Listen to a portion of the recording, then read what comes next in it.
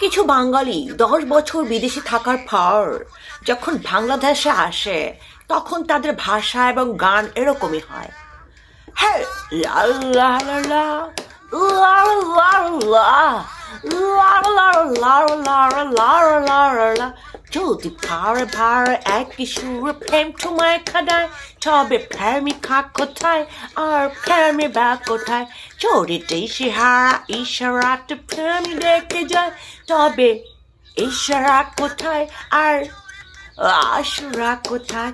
চোরে মেথে মনে হয় সব পুরনো কথা, যদি ছায় খপেতে জল নীরবতা।